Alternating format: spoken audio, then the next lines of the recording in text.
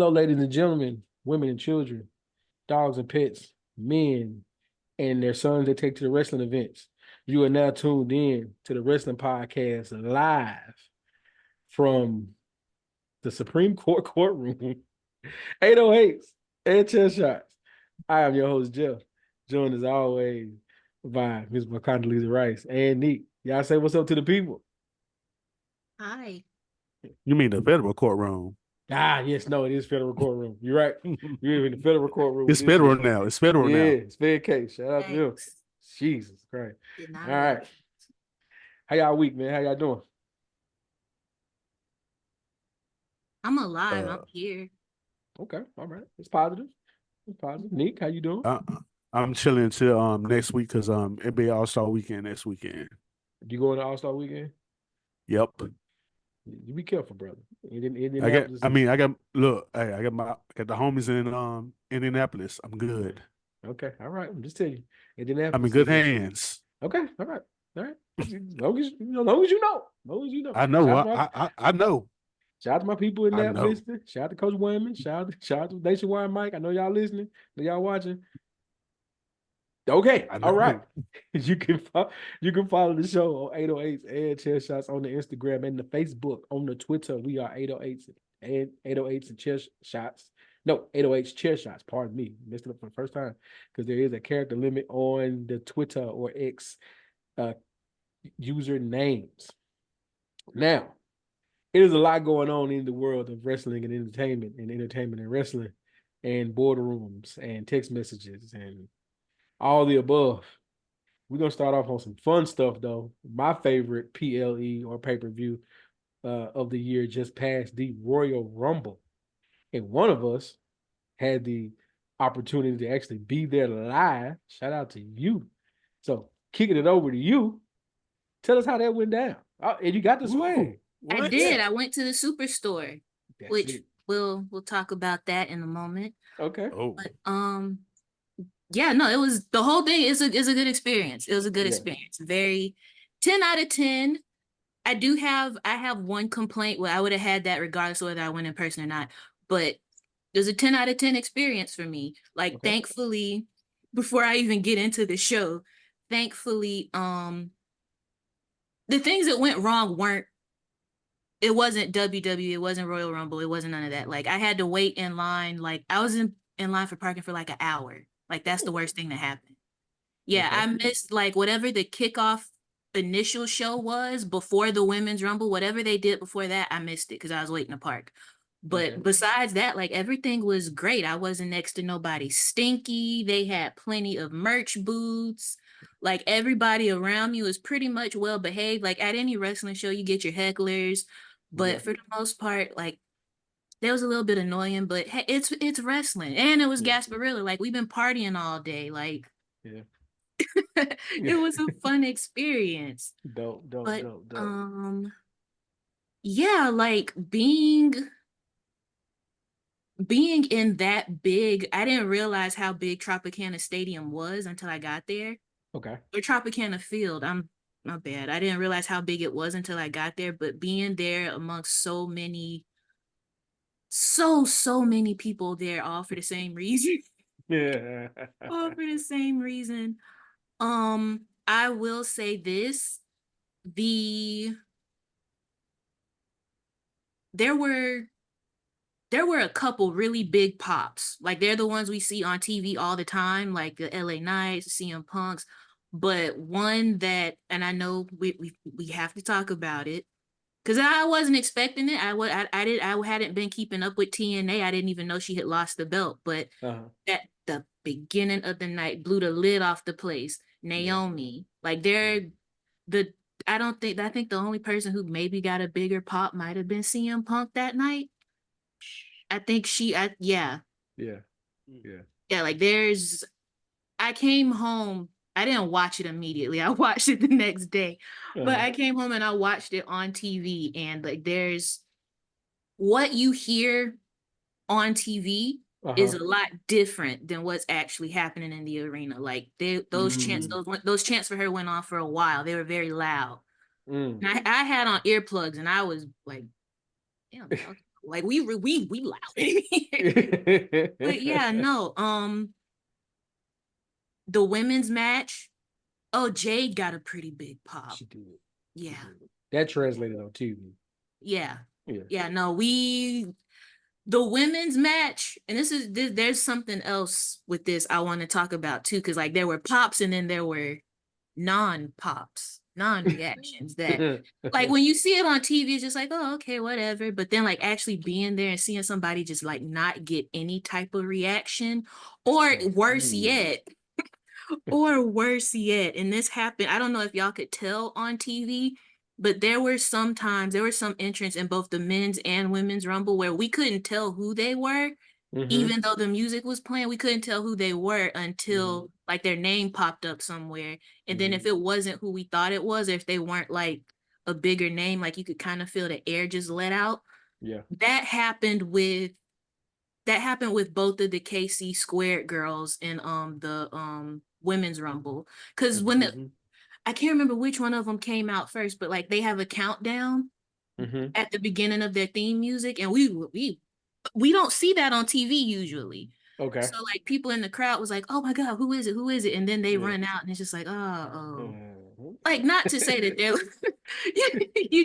after starting a match with Naomi, like we don't know what to expect. We don't know who's who yet. But yeah, the women started off real strong. There were a lot of really, really good moments in that match. Question. Yes. The Bianca and Jade Power Slam thing. Was that loud in the area? Yeah. Like there were people like, book it for WrestleMania. Like, let's go. Yeah, let's go. Whatever else you talk, let's go. That's what we want at WrestleMania. Yeah. That was crazy. You know what else? Speaking of those two, you know what else got a really loud pop?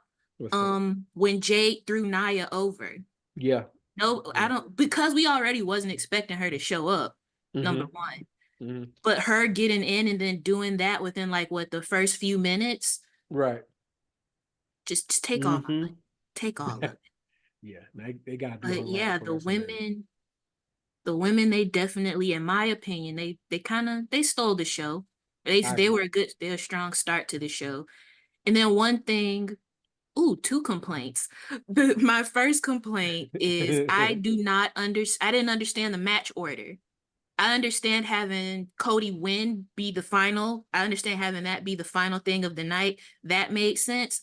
I don't understand why they put the fatal 4-way for the title for Roman's title. I don't get why they put that before Logan Paul and Kevin Owens. I didn't understand that. Yeah. And then my perspective on this has changed quite a bit since the actual Rumble happened. Okay. But there were a lot more people who like the disdain, the dislike for Roman, like the same old, like those like same old, like there was a same old shit chant that started once Solo popped up. So like we on the internet, God, I hate saying that. Like those of us on the internet, like we're tired of it, but it's like people are tired of it being the same old story with Roman. Yeah. Now, I'm sure we're gonna move into this later, so I'm gonna save it for later. Okay. But like I wasn't expecting Roman to lose the title at the Rumble. I was hoping for something different. The Logan Paul Kevin Owens match, it was good. There was audible disappointment too when the ref caught Kevin with the brass knucks and made the wrong call. There was some audible disappointment there, but it was like, I don't know, like there's more people that like Logan Paul than not. Like Logan Paul I'm not finna lie, I want to hate him more than I actually do. I can see that. Yeah. I can see that. Yeah. I think Meek and I said something similar to that at SummerSlam when we saw him when he performed at SummerSlam. It's like, okay, I'm a fan now. I'm a fan. Yeah. Yeah, because I caught up on SmackDown, and that promo he cut about how, again, I don't like that I'm saying this about Logan Paul, but take my money. I will watch you. I'll watch Yeah. you. Yeah.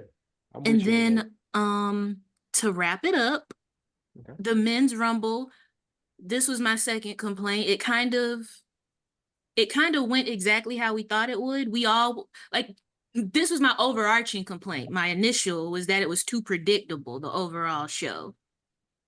Okay. Again, my thoughts and feelings have changed. Have changed since then. But no, the men's rumble, like the actual wrestling, the actual event it was good. It was good. Like I like how when it got down to CM Punk and Cody being the final two, I like that it felt like a real match. They could have did an Iron Man match. They could have went the whole rest of the night, and I don't think anybody would have cared.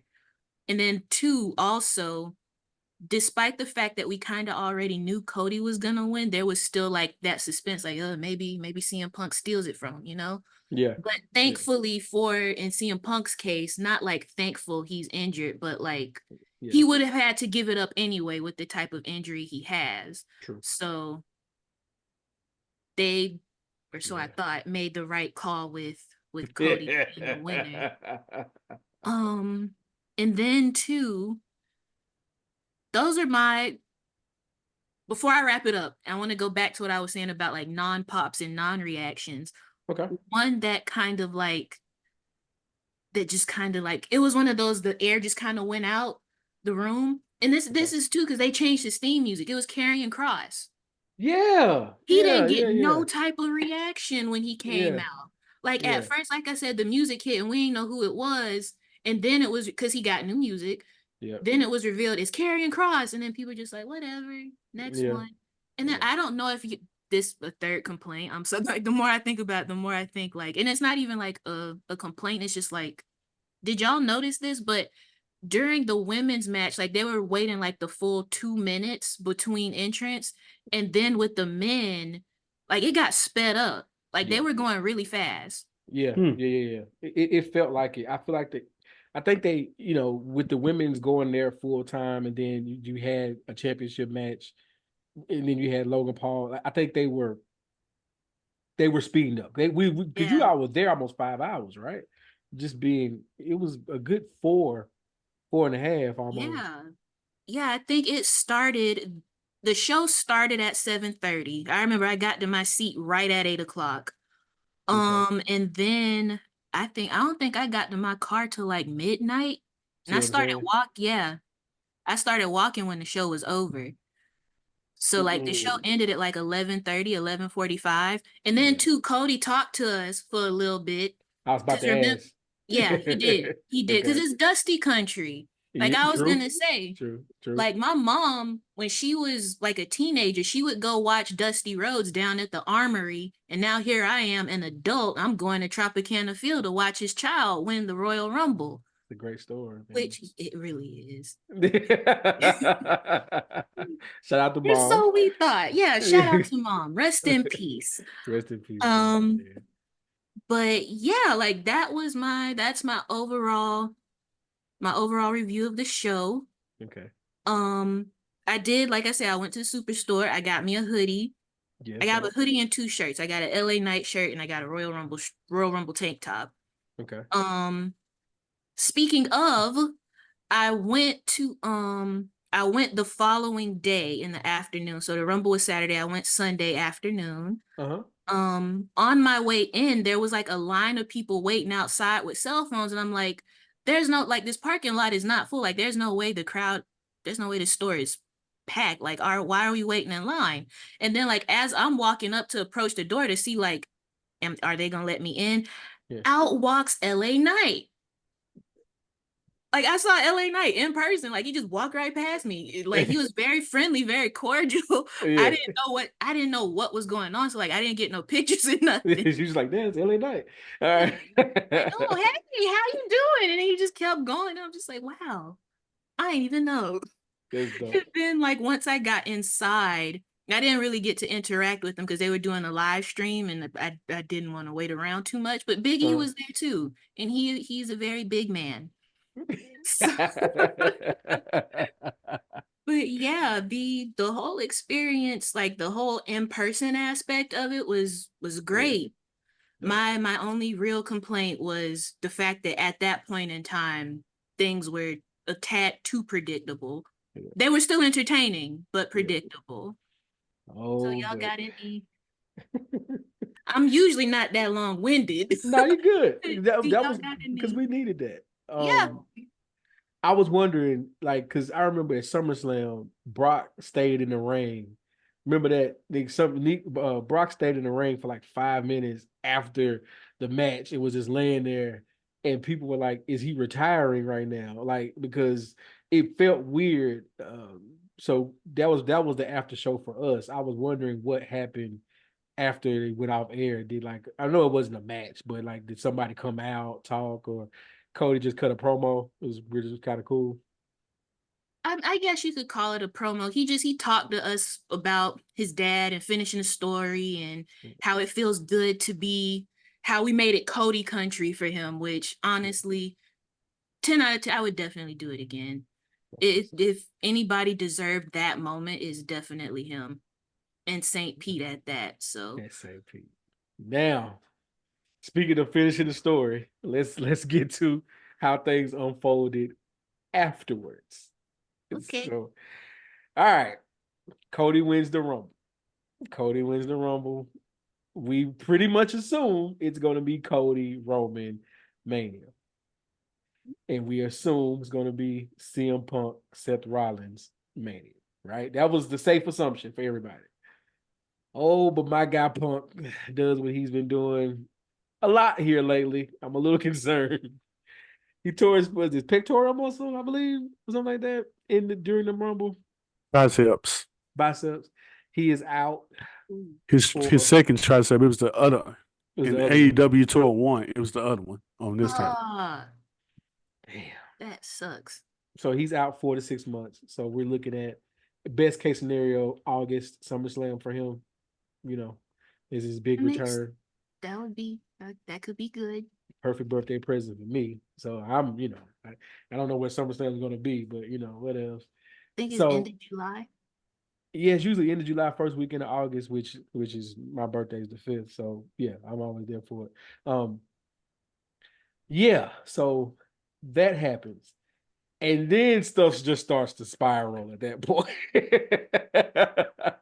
So we remember roughly maybe a week or two before Rumble, Rock shows up at SmackDown, has nice little promo, says something about possibly sitting at the head of the table. And to be honest, if we're being totally honest, I think we all forgot that happened at the Rumble, because Rock was there. The whole thing about The Rock, where is he going to be, it should have been in the back of our minds the entire time, because you're not wasting that opportunity. All right, I'm going to summarize most of this. Rock becomes member of the board for TKO Entertainment, which is the parent company of WWE and UFC. Rock announces that. The day after, Rock announces that, well, all hell broke loose. We'll get to the Vince of all the things in a minute. So just put a pin in that. But Rock becomes board member of TKO Entertainment. Out of nowhere, after Punk announces his injury, he's going to be out. Seth Rollins, he still has a promo over Punk, Drew McIntyre. So, Punk still has stuff to do. Cody does not make his choice of who he's going to wrestle. That was clue number 1 that some fuck shit was about to happen. That was clue number 1. Clue number 2 was Seth Rollins coming out saying, "You should pick me." How the hell would Seth Rollins do that? It makes no sense. Go ahead. I just said it makes no sense. It makes no sense. That was clue number 2, that we were going down a road we had no business going. But then SmackDown. Cody looks at Roman Reigns and says, "I'm going to finish my story, but not now." Like, Rock music hits. He shakes Cody's hand. They whisper something in his ear. Have a stare down with Roman, and internet goes to shambles after that. So, I think I didn't miss anything, right? That's pretty much the timeline of how this broke down, right? Give or take. Punk's injury was the first domino, and then we end up here. So many ways we can go with this. Number one, I'll start here. Do we think the Punk injury is how we got to this point? Nick, start with you.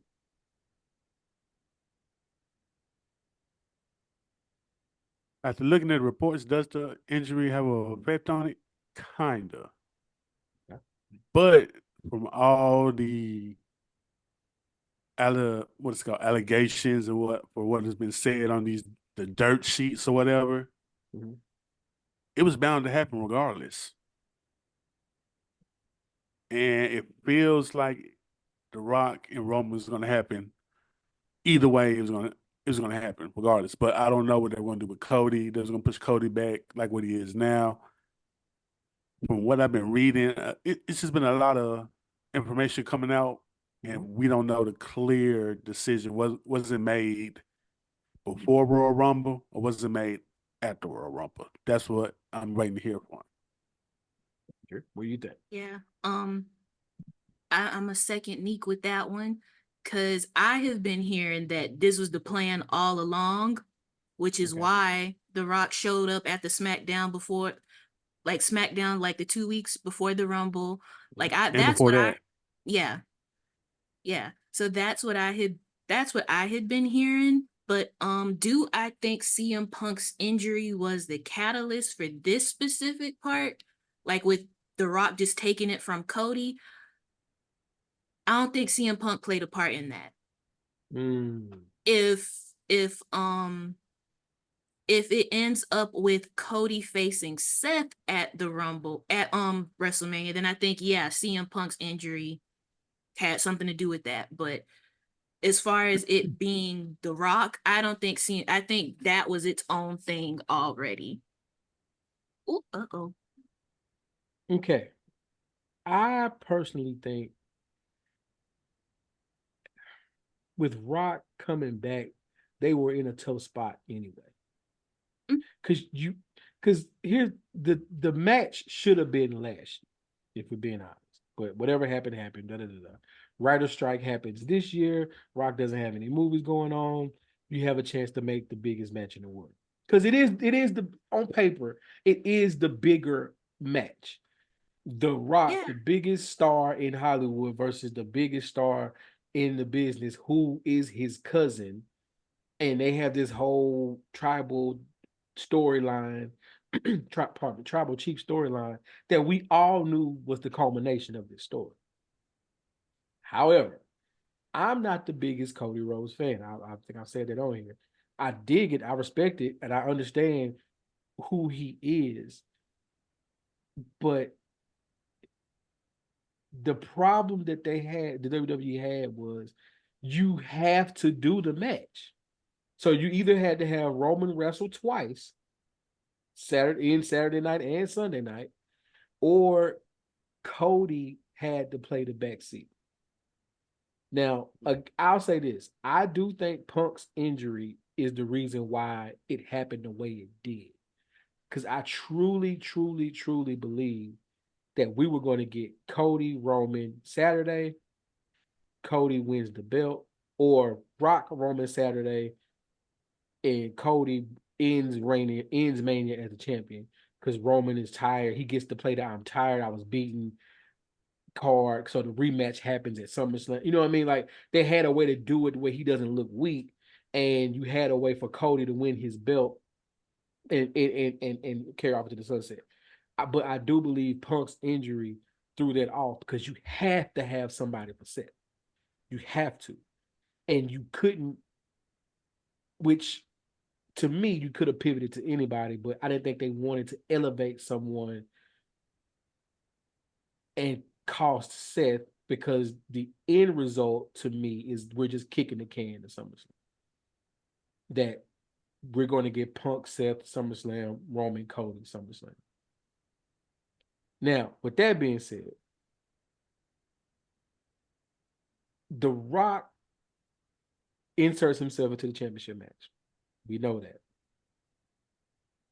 Crowd, internet goes ballistic. We all agree this is the bigger match of the two. But how do you all feel about how it went down? Start with you, Andy. How it went down Yeah. makes zero sense to me because you basically screwed not just Cody, but you done screwed Drew McIntyre. You done screwed LA Knight. You done screwed however many other potential main eventers. Because like you just said, Seth could have fought anybody. LA Knight don't got no WrestleMania storyline yet. I'm sorry, but like that, he's one of my favorites right now. That's just, like he's just at the forefront of my mind. But there's so many other wrestlers who you could have put in the match with Seth. So like I say, how it went down, it's very you could tell the way it was done. This was all, if this is I believe it's called a shoot, like if this is like real, I believe this was done for one man's ego. Vin Diesel done spoke about it already. Y'all can Google that if y'all want to. But I definitely think this was a decision made out of ego. You've also, even behind the scenes, and I hate that as a fan I even know about this or even have an opinion on it, but behind the scenes, you've also screwed Triple H and his creative. Because Triple H would not have done this. There you go. Not on his own. There you go. Triple H he was batting 1,000 until that right there. Triple H couldn't miss. Yeah, like this seems like something that went over his head. Yeah. So like how it came about, completely ridiculous. It feels it's obvious. It's very egocentric. There's so many other different ways that it can go. I don't want to overstep nothing. I want to hear what Neek has to say about how it went, what he thinks about how it went down. But I have so many ideas on how you could potentially fix this. Ooh, that was my next one. Go ahead, Neek. Come on. First of all, did y'all listen to an interview on Busted Open like some weeks ago when they interviewed Cody and they talked about The Rock coming back on Austin Theory? I did not. I missed that. I missed that. All right. They interviewed Cody, right? Yeah. Talked to Cody about it. And, you know, he talked about how The Rock was a model, superstar, or whatnot. Yeah. He said this, and I thought,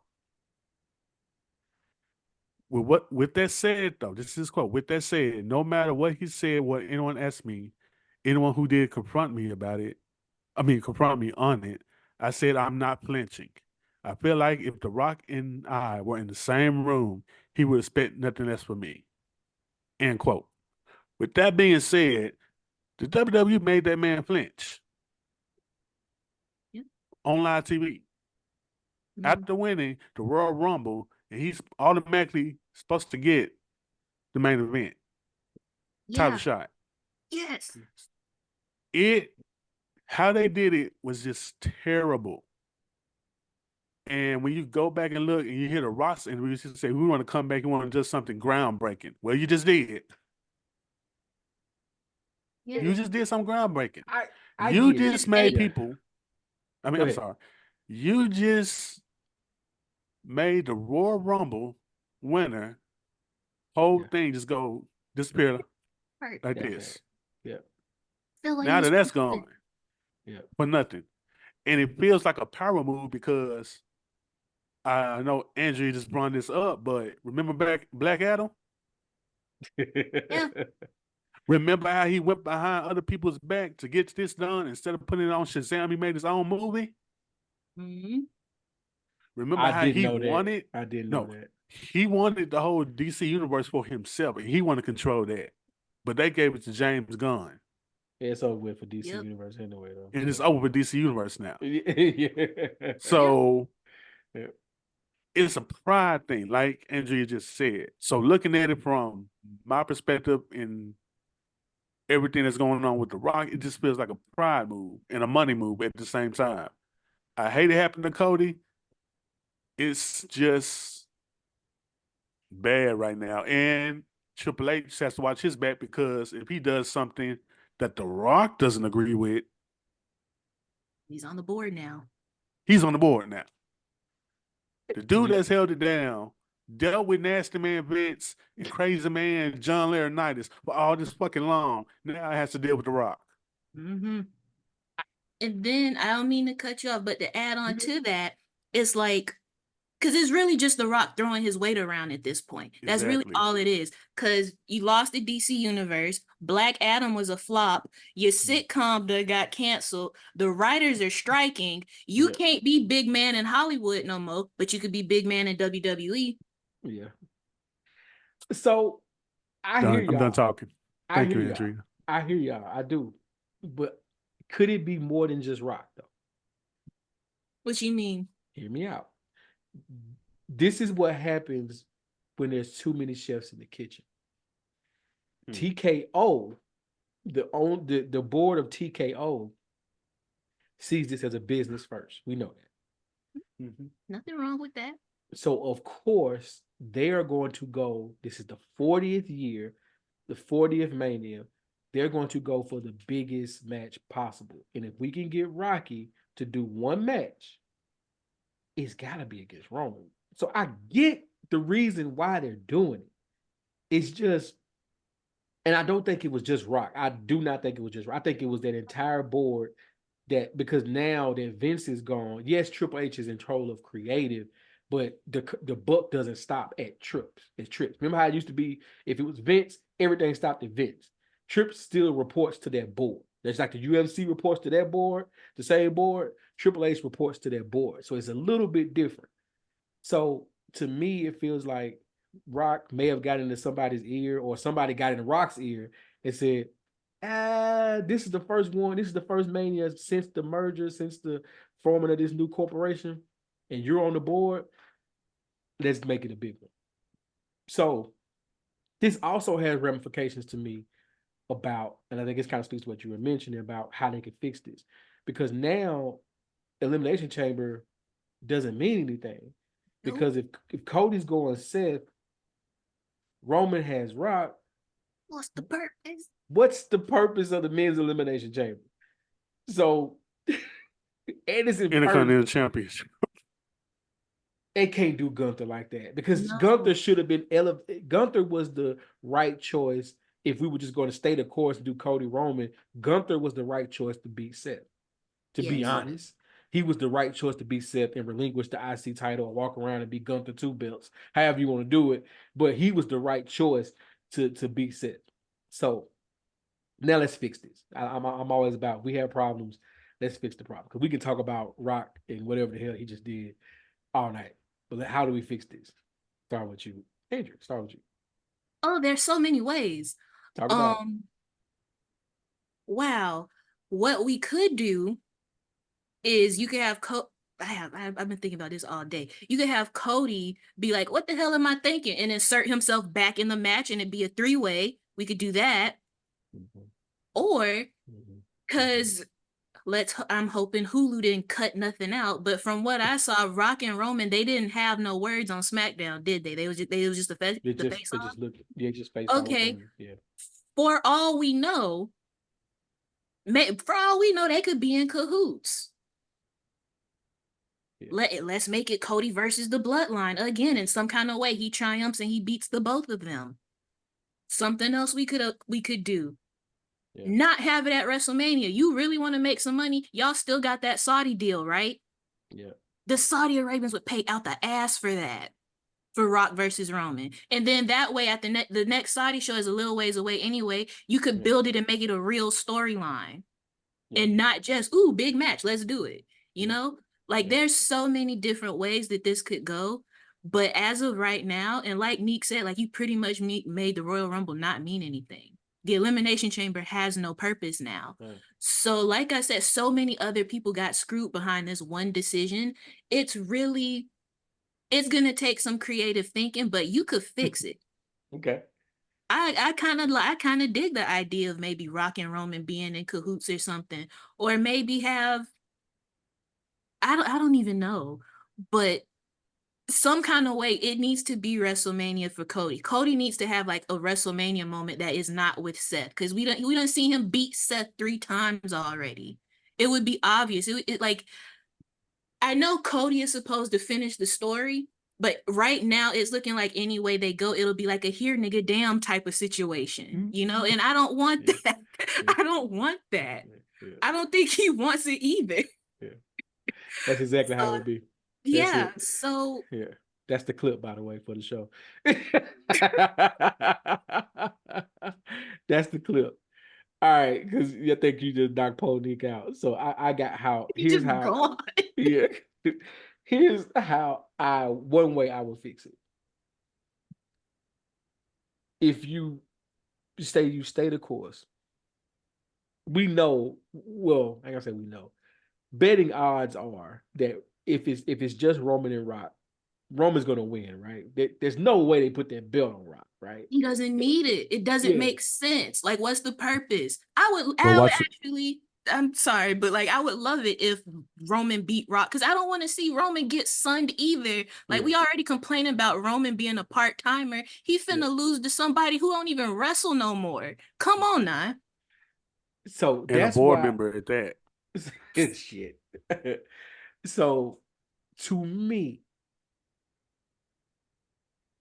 you just mentioned same old shit, same old shit. People were chanting at the Royal Rumble, right? Yeah. What if this is the way the bloodline turns on Roman? Solo, baby boy Uso, all the above turn on Roman. And Rocky beats Roman with the help of the bloodline. Now Roman becomes the biggest face in the company. Rocky is the biggest heel that they've ever seen. He's back to die Rocky die. He's all of that.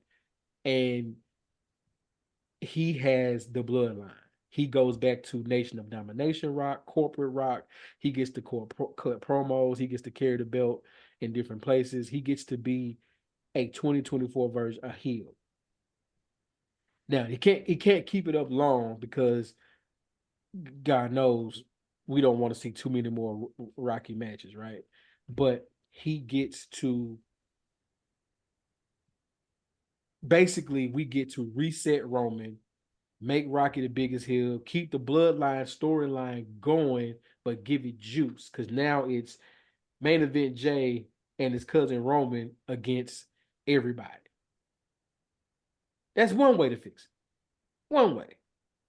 Because then you have Rock Roman 2 at SummerSlam. Right? Or you get real crazy. Triple threat match. Because Cody says, to hell with that. I want this match too. Because of triple threat. Cody pins Rock. Roman doesn't lose the belt by pinfall. Cody pins Rock. After Cody pins Rock, after a grueling match, 100 spears, 100 rock bottoms, all the glitz and glamour, right? Music hits. Damian Priest cashes in. Damian Priest cashes in on Cody, takes the belt that night.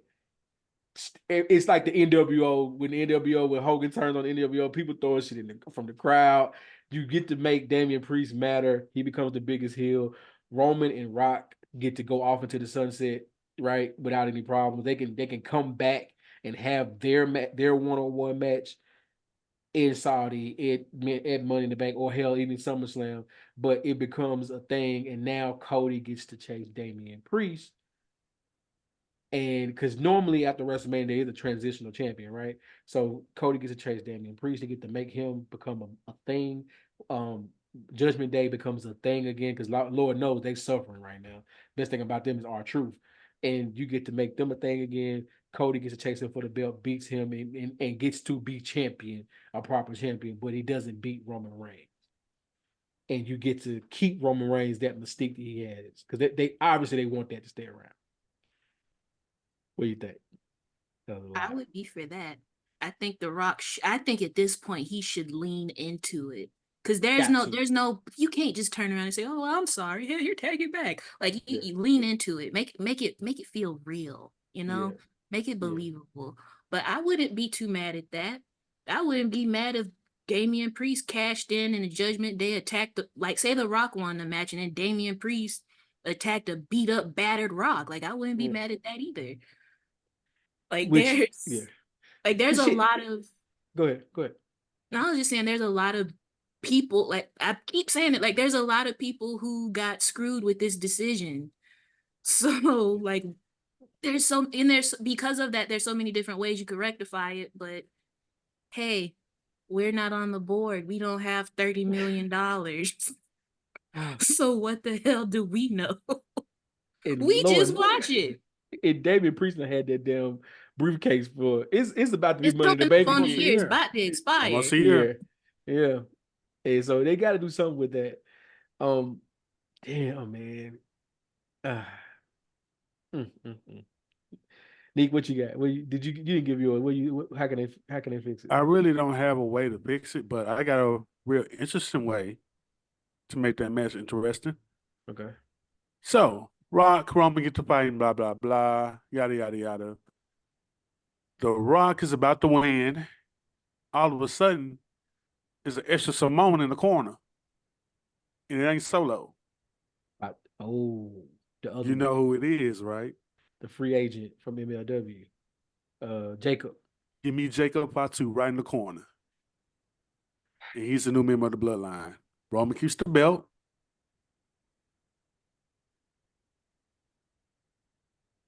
Okay. I'm just saying. Jacob Fatu is interesting. He's right in the corner. He's over there. He's been bragging on the Bloodline stuff the whole time on Twitter. If you've been watching like I have, Booker T thinking about bringing him up himself, just push him up there. That is my picks. Okay. Nothing else. Also, have him meet up Jey Uso too while he's there. I think he beats up Jay. I think he beat up Jay. Yeah, that makes more sense. I don't know if you could bring him up. Yeah, beat up Jay because Jay's going after Gunther, and that keeps Gunther bet on Gunther. Let him come in his first feud to be his main event, Jey Uso. But I like it. I like keep Bloodline going in some instances. Right. I want the Bloodline to potentially be like the Bullet Club. Just have a new person join for no damn reason. The Bullet Club had 50 members at one point. Then all of a sudden they got a new section of Bullet Club. Like, come on. It's Bullet Club Gold or some shit there. Like, yeah, exactly. Yeah, Bullet Club Silver. Yeah, it's a lot. Bullet Club Jamaican. That was wild. Bullet Club South. Bullet Club Jamaican was wild. We're gonna move on. All right. Speaking of wild, we talked about board members and we talked about changes in WWE land. Oh, Vinnie Mac. Vinnie Mac promised a young lady. I'm not gonna say her name because people have searched her, found her Twitter, found her social media, found her pictures. Her name is on the document. It is. So. Yeah. Oh, you're right. So, yeah, Janelle. Yeah, okay. Oh, real quick, wrestling fans, stop sending death threats to people, man. Come on, y'all. Like we ain't gotta do all that. It's never. Leave the Ross daughters alone. Yeah, it ain't. We don't. None of us really want this thing to happen the way it's happening. But leave the man's daughter alone. That's weird. It's really weird. She's relatively new to wrestling. She's just trying to get her foot in the ground. She's doing the whole announcement of matches thing and NXT, and y'all just talking about killing her now, bro. She's like what, 23? Like serious help. Like serious help. Like I get it. The best part about wrestling when it does draw emotion, I understand. No death threats though, guys. Let's just bring it back a little bit. Everybody, let's take a step back. Be cool. Everybody's gonna be okay. All right. That being said, speaking of not being okay though, oh Vinnie Mac. Yeah, man. Vince is a nasty dude. He learned a hard lesson. You promise somebody to pay off for $3 million and you only give them one. You got to pay the other $2 million, man, because They have the power at that point, and they're going to release the text. They're going to take you to court, and now we're going to know your business. We're going to know you like to play with toys, and not the Mattel toys or the toys or the wrestling figures of your guys. But no, you named them after your guys though in your company, but you're using them to defile people in weird ways. And Vince, it's bad, man. Well, let me start over. Allegedly, because technically this hasn't been proven, and I don't want a defamation of character suit against me. I ain't got $3 million yet. You know what I'm saying? So I ain't gonna play with him. But let's start off with this. Have you all read the court documents? I read all of them. Damn, it was a lie. I ain't read all of them. Man, Look, when I was at I was sitting here editing, I was listening to them, I was just sitting there reading when I got a chance to, and I was like, oh, this is deep here. So, what about you, Andrea? No, I read the Wall Street Journal article, and then because I came across it, I got the link for the Wall Street Journal article in the group chat, and then I got on Reddit, and then there they had the the court exhibits, the text messages and all, they had it posted there. And so I read a couple of them there, but after a couple, I'm just like, I can't read all this. Like, this is too much. so Like I feel nasty just like thinking about There we go. Like, so we're gonna cover this in the 808's way, right? We're not gonna go into the details of everything Vince was saying, but we're gonna try to have a little fun with this nasty situation. All right. Number one, first question. Do we think, well, number one, was Brock Lesnar supposed to be in the Royal Rumble? Was he supposed to be in the Royal Rumble? Oh, my bad. I jumped the gun. Yeah. He was supposed to. Everybody who, we didn't really realize it while we were there, I don't think. Yeah. But if you go back and you look at it, those Braun Breaker spots, like those was meant for Brock Lesnar. And then two, the rumor is that it was supposed to be Brock versus Gunther at WrestleMania, which, oh my God, Jesus. I think Brock is fucking disgusting after reading what I read about him. But oh my God, that would have been an amazing match. Yeah. Like go ahead. Like, I'm just gonna say, I am saddened that we are going to be deprived of that match because of his depravity. Yeah. Come on, depravity? Yeah. Ain't that what it is? I know, I like it. That's my type of word right there. Yeah, like, I mean, if you think about what he asked for and what was being done, if that ain't depraved, then what is? Damn bad. Yeah. I think Brock was supposed to be in the Rumble, and I think Pat McAfee's spot was Brock. Like, I believe they just, because Pat McAfee said, I did not know I was supposed to be there. They didn't have another person, and they just said, that's Brock. We can't do it. Like, go. Just go out there and just do something. We'll get you out of there. Like, it makes too much sense. Oh, real quick. Pat McAfee, I love the fact that college football is over with, because now you're back where you're supposed to be. Thank you, because you're the best. Like, I'll say it. Him and Cole are the best since JR and King in their prime. They the shit. Like, I can watch them all the time. Like, yeah. But that's beside the point. Okay, so we all believe Brock was supposed to be there. Yeah. All right. Now, with all the names that are mentioned, Johnny Ace, Vinnie Mac, old Brocky Brock, and a few others, I believe, in the tech team, you know what I'm saying? All the people. Are they gonna hold Vince down, or is somebody gonna tell it? Oh no, John snitching. Yeah, John is snitching. Already started. He already started. I saw that update today, and I should have sat down and read it before we recorded, but I was wondering, like, what do we think? Like, so we think Johnny's not gonna take Johnny said it's bigger than Nino Brown, is what you're saying. Johnny's not going down for this. Like I said in the group chat, Johnny is gonna sing like Fantasia with her shoes off. That's some singing. That's some down deep in the soul singing right there. Singing. Yeah. Some deep down Southern church singing. That's what he's about to do. You mean business. He's gonna protect himself. Like, I think what people are missing out is he's been around for so long. Yeah. You add that he knows where the bodies are buried. He knows where Yeah. exactly what's it called? What coordinates they in and everything. Yeah. Mhm. So he gonna sing, and he gonna make himself the victim when he's not the damn victim. No. Okay. So we all think Johnny's gonna sing, right? Okay. Brock's not You gonna. already Brock, started. Brock's done. We know Brock's done. He's not coming back. Not gonna get that for a while. Mhm. Johnny's gonna sing. How long is Bruce Pritchard gonna stay Teflon to all of this? And we all know Bruce is Vince's right hand man. He's He's talking still about know where the there. body is. Bruce been there since the Hulkamania day. That's brother love. Bruce know where the bodies are. So He's still there. he's still there. How does Didn't Ronda Bruce Rousey talk about that? Ronda Rousey said, as long as Bruce is there, Vince is still there. Hmm.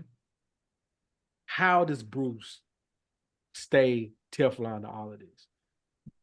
Boy, better load up quick. Quit. Yeah. Because he's If not he- mentioned in any of that. Exactly. That's the problem. So But that's the thing though. Like they're talking about how these pictures and images and how she was trafficked to so many other unnamed employees. He hasn't, I don't know. Like there's so many unnamed people. I don't want to speculate, not at all. Absolutely. Don't want to speculate, but I'm just saying there's still unnamed people in the lawsuit. So we don't know yet. Yeah. So he either gonna have to quit or somebody on the board is gonna get in that ear about needing to resign. Because I think with these deals that they're making, like with the Netflix deals, with the Slim Jim and all of that, anybody who knew and enabled, anybody who still like follows the old guard from Vince, like I don't think TKO is gonna let them stick around because they're all about money, as we could see. Like I don't think they're gonna let that get in the way. I think Bruce is he's either gonna quit real soon or they're gonna make him resign. He's gonna retire, my bad. Retire. I still love his podcast though. I must say, I still love his podcast. but he's hopefully he does not get included in any of this. I do love his podcast. That's beside the point. Okay. Last one. Vinnie Mac. There's no way he comes back from this, right? Like we thought he was done the first time. He's done now. Done. Yeah. Even if one inkling of this is correct, done. Your reputation is sullied at that point. Mm-hmm. So as far as I'm concerned, even if they go to get the discovery and everything, if one inkling, just a tiny bit, I mean, the lady seems to be level on her. She was promised money and Vince didn't pay her. We saw this. Did he? I'm not saying these gentlemen did anything because it's all alleged at this point. None of us were there. We're just having a little bit of fun. But at the end of the day, if someone is sticking you up, sometimes you gotta just hand it over. I'm sorry. Diddy could have handed that money over to Cassie and nobody never would have known what was going on. He had a great R&B album last year. He couldn't even promote it at the Grammys. You know what I'm saying? Lord knows whatever happened with them, but if somebody got the ups on you to stick up, sometimes you gotta just hand it over, bro. Sometimes the other gun is bigger than your gun.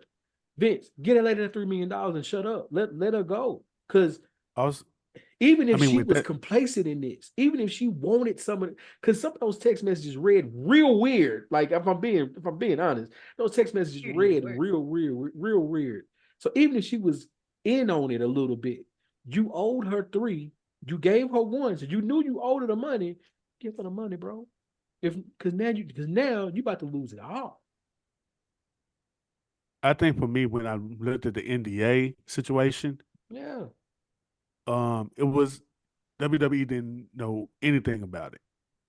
This one, yeah. I think that's the reason why we had the first investigation in the first place. But they didn't know about it. They found it out, and then now he's supposed to be gone, and then he forces his way back in. So with the whole situation of how I feel about it, if you're doing it like that, and you don't give up the money and you don't do what you said contractually, they can use that against you. And according to what I've read, according to what other lawyers have read and talked about, it was worded very poorly. So she could have easily got out of that NDA without a problem. But now that it's going to court, they can look at the NDA and say, "Oh, this is void. She can do what she want now." So more discovery will come out. Yeah. And I'm just looking into it as the law part of it, because that's what's going to come back to hunt them in the beginning. The WWE didn't know, but it's going to hunt Vince, and then all of a sudden, all those NDAs that he wrote from other women that could be affected by this, they're going to be void too. So now it's raining on your head. And now it's going to be more people. And more people means it's more people that knew. And more people that knew means some more people going to get fired. Yep. There's some people walking around there. They walking around their office real tight right now. Just not even just can't even move because they don't know what's gonna happen. And I hate that, man. I hate that. I hate if all this stuff is true. I hate that young lady had to go through that. I hate anybody had to go through any type of situation like that. It's tough. That's just trash. It's trash. Vince, you're a nasty dude, man. You're a nasty dude, allegedly. Stephanie is. We're gonna leave it at this. Stephanie McMahon stepping down when Vince came back. We should have known something was wrong there. Vince leaves, Stephanie becomes CEO. Vince come back, Stephanie's not even with the company at all. We should have known something was wrong. That was the sign. True. All right. Let's end on a happy note. Let's talk about some theme music, Andrew. Then we can go home. All right. So on Them today, hands. what? No, your hands would have like, "Ooh, I'm tired of this shit." He nasty. Get this go. Because he is, and I mean, like I know. I feel you. I feel you. I'm just like, yeah, she's showing it today. Yeah. But this. Because I know we moving on, but to add on to what you just said, NDAs don't cover illegal acts. Yeah. So and there's sexual assault is illegal. So if any of those NDAs, this one and any previous, like them skeletons ain't just skeletons just whoosh right out the closet. You're right. But on a lighter note, we may hear some testimony in court from Vince McMahon or any of his other victims, but we have a positive testimony. We have a good testimony. We have a God is good testimony. Montez Ford dropped an EP a couple days ago called God is Good. Okay. Yeah. Have y'all listened to it? I haven't had a chance to listen to it. I was listening to Big as the Plug all week. Oh shit! Okay. I'm just learning of this today. Tell me more. Tell me more. Well, it's a very short listen. It's only 8 songs, 26 minutes. Okay. I've only listened once. It's solid. It's solid. I'm not finna give it like no number rating or no stars or nothing, but it's a solid project. You can tell it's a passion project. Okay. I got a whole page of I got a whole page. I got a whole page of notes on it. But one thing I thought was interesting. It's 8 songs. AJ Francis, aka Top Dollar, he's featured on half of them. Wow. Okay. Yeah. And Montez Ford. There are times where he outshines Montez in the rapping department. Not surprised. Okay. Yeah, no, like Montez, he's not like barred up, but he's a solid rapper. Like you could tell the technique and what did I call it? I wrote it down. You could tell he has like good flow, his technique and cadence is there. It's just like he's not barred up. He's not a punchline rapper. Gotcha. Like he's not a punchline rapper, but he could put some rhymes together. it's not something that's unlistenable, and it doesn't come off as corny either, which was something that I appreciated about it. I'm trying to find it on my streaming site. I can't find it. Oh, I'm glad you said that, because I couldn't find it at first either. Because it's Okay. not, are you searching Montez Ford? Don't do that. It's under Tez, Tez. So for all y'all who want to listen to it, search Tez, Tez. God is good, and it will show up. Because I'm looking, I'm like, you say it's on all streaming platforms. Like, what you mean? Like, it's not here. But no, it's under Tez. Okay. And you'll find it. Let me see. All right. Got it. Yeah. Got it. And so something I do like, it's called God is Good, which it should be obvious. The whole thing mostly is religious, like there's religious themes for the most part. He's proud Christian. There's songs like Sinner's Prayer where I think the young man is Josiah Williams, who used to do the rapping for WWE. He's featured on yeah, he's featured on a song called Sinner's Prayer. I have so many thoughts. There's also some gospel samples on the album. Like the production is solid. Okay. It's there's like a New York boom bap type of feel. Like I wrote this down. Top Dollar, AJ Francis, he shines on a song called Betrayed. That one, it's a song about and I'm bringing up the religious aspect because I don't want nobody going into it. Like, you're not going to be preached at. The album, when I say it's a testimony, it feels that way. Okay. Like, it's a testimony, and it's him giving thanks to God. There's a love song on there about Bianca. He doesn't mention, but you know who it's about. Yeah, of course. Yeah. Right. Come on. There's like there's also a song called Finally Free, where you learn more about his life on that song. And it's not like one of those cringy woe is me type of songs, but it's more so like, this is what I've been through, this is where I'm at, thank God I'm here. But yeah, like there's, like I said, like there's like a New York type of boom bap influence. Like on the song Betrayed, I could hear like either West Side Gun or 90s Raekwon and Ghostface rapping on that kind of beat. Okay. Like that's, yeah. And then what is that other song? Oh, the two best songs on the album to me are Betrayed and 09 Derrick Rose. Like the 09 D Rose, that is where Montez does his best rapping. I got it. I finally found it. It took me a while to find it. Yeah. I'm gonna listen to this. It's a solid project. It's not up there with like Kendrick, J. Cole and them. Like, it's not that, but it serves its purpose. It's a good album. Like I said, wrestlers rapping a lot of times can come off as corny. This doesn't.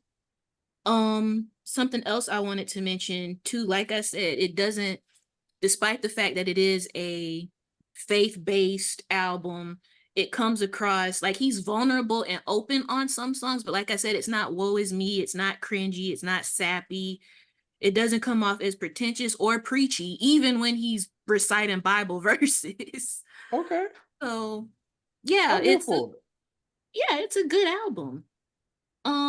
And then last, I just want to mention, because this is something that kind of took me, I actually have two things I want to mention. One is a bar from AJ Francis, and then one is just my general thoughts. But Montez, like I said, he's a solid rapper. But one thing that I kind of thought was interesting, but then maybe this isn't the EP to show that off on. His rap persona is a little bit different than his wrestling persona, which I was expecting, because you know how with Street Profits, he comes off kind of flashy, a little arrogant.